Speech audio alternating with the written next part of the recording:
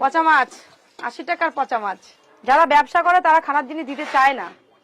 এই যে ছোলার ডালের কিলো কত জানো সেটা? ছোলার ডাল, এই ছোলার ডালটা ভাজতে গেলে আমার কতটা তেল লাগবে। কাতলা মাছের পিসগুলো কি সুন্দর হয়েছে। পচা মাছ 80 টাকার পচা মাছ। হ্যাঁ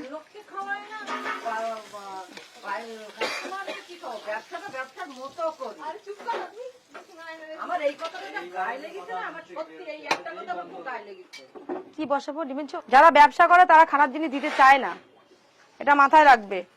তোমরা যখন একটা ব্যবসা করবে না, সব জিনিস খারাপ জিনিস কেউ দেবে না। হয়তো হ্যাঁ কোনোদিন মানে এটা হয়ে গেল, সেটা কোয়ালিটি ভালো হয়ে গেছে। শোনো, এখন 5টা মানুষ যখন দূরে থেকে খেতে আসছে,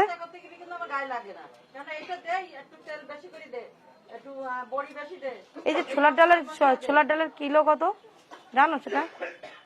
ছোলার ডাল, এই ছোলার ডালটা ভাজতে গেলে আমার কতটা তেল লাগবে। 1 কিলো ডাল 1 কিলো রিফাইন তেল লাগবে। তো তাতে আমার কি হচ্ছে, ভাতের সাথে একটা করে দিচ্ছে, আগে দিতাম না, খুব কম। মানে ভালোবাসার খাতিরে হয়তো কোনোদিন করলাম এরকম, দিদি আজকে একটু কর এরকম। যেমন পার ডে আমার এটা করতে হচ্ছে, তাহলে এটা তো আমার খরচা বেড়ে গেল। তো 35 টাকা সবজি ভাত তো চলে আসলো। আমি তো এমন না যে সবজি ভাতে 5 টাকা বাড়িয়েছি, আমার এই তেলের টাকাটা উঠে আসছে, তা তো হচ্ছে না। তাহলে এদিকে আমার লস হয়ে যাচ্ছে। তো সিস্টেমটা এরকমই, মানুষের ভালোবাসা পেলে না শুধু চিন্তা। দিদিকে বলি দিদি এটা কর, যেরকম কাতলা মাছ আগের দিন কাজু বাদাম মানে পোস্ত এগুলো দিয়ে কাতলা মাছ করেছি কয়দিন, এবার রেগুলার হয়ে ওঠে না, মেন কথা।